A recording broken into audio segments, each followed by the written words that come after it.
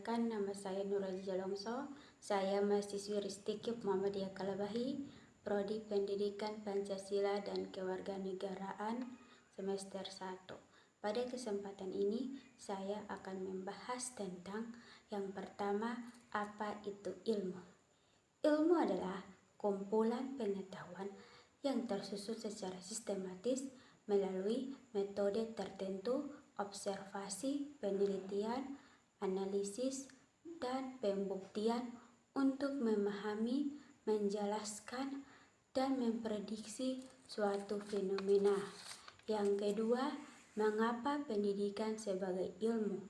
Pendidikan disebut ilmu karena satu, memiliki objek kajian, yaitu manusia dalam proses belajar dan berkembang. 3. Menggunakan metode ilmiah, observasi, eksperimen, evaluasi, pendidikan. 3. Sistematis, tersusun dalam teori, konsep, dan prinsip.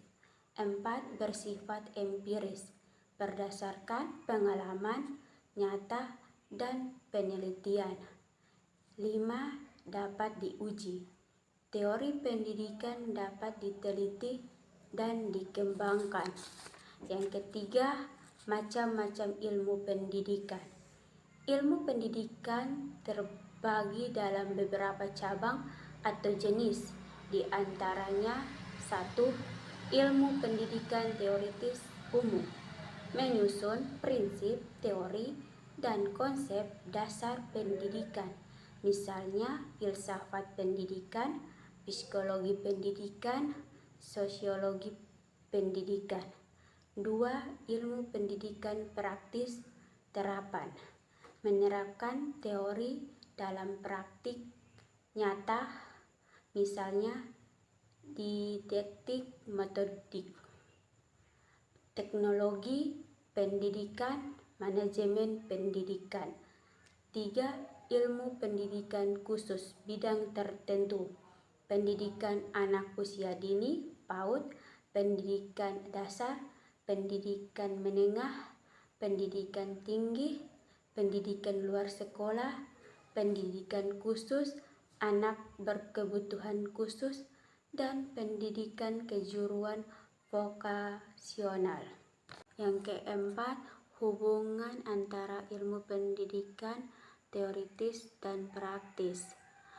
Ilmu pendidikan memiliki dimensi teoritis dan praktis yang saling terkait. Di antaranya yang pertama, 1.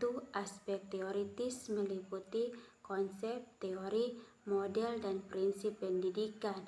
Contoh teori belajar, behaviorisme, konstruktivisme, filosofi pendidikan, berfungsi sebagai landasan untuk memahami proses pendidikan.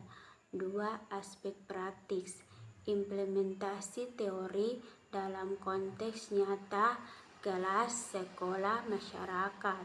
Contoh metode mengajar, kurikulum, asesmen, manajemen sekolah, fokus pada aplikasi dan hasil nyata dalam pendidikan. Yang 3. Keterkaitan teori mendukung praktik. Teori memberikan kerangka untuk praktik pendidikan yang efektif. Praktik menguji teori, implementasi praktis dalam memvalidasi atau memodifikasi teori, interaksi dinamis. Perkembangan teori sering dipengaruhi umpan balik praktik, begitu pula sebaliknya. Ya, mungkin itu saja yang saya bahas tentang yang pertama, apa itu ilmu, yang kedua, mengapa pendidikan sebagai ilmu, yang ketiga, macam-macam ilmu pendidikan, yang keempat, hubungan antara ilmu pendidikan teoritis dan praktis, Mohon maaf apabila ada kesalahan dalam pengucapan yang saya sampaikan.